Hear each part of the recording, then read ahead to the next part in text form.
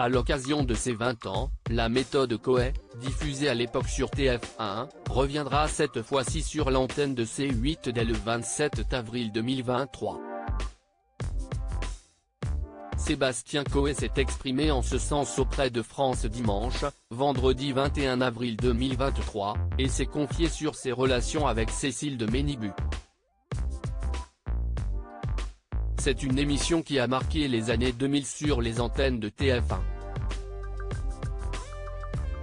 Avec à sa présentation, Sébastien Coé, la méthode Coé, diffusée en deuxième partie de soirée entre 2003 et 2008, a laissé une empreinte dans l'esprit de nombreux téléspectateurs en tant que divertissement culte. 15 ans après son arrêt, le programme fera son grand retour pour une soirée exceptionnelle à vivre le 27 avril 2023, mais cette fois-ci sur la chaîne C8. Une date plutôt bien choisie, puisque l'animateur de radio et de télévision, qui officie depuis plusieurs années sur Énergie, célébrera le lendemain, le 28 avril 2023, ses 51 ans. Pour l'accompagner à la présentation, son acolyte d'antan, Cécile de Ménibus, sera également de la partie.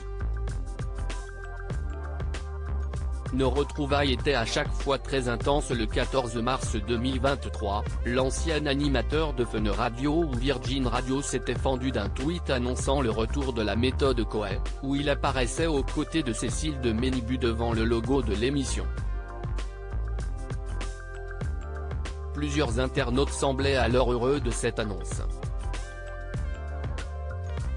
Très bonne nouvelle.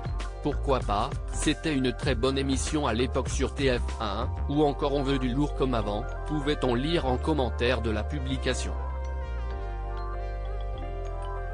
À l'occasion de leur retrouvailles sur le petit écran, l'homme originaire de la Somme s'est exprimé auprès de France Dimanche, vendredi 21 avril 2023.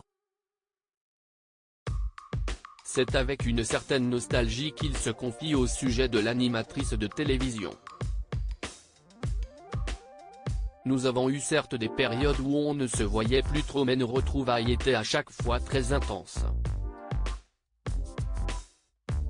Je prends toujours plaisir à la revoir, livre-t-il, en ajoutant quelques mots dithyrambiques au sujet de la femme à âge de 52 ans, bien avant que le débat sur la faible présence des femmes à l'écran surgisse. Cécile était la première, qui avait la liberté et le pouvoir de dire intégralement ce qu'elle voulait.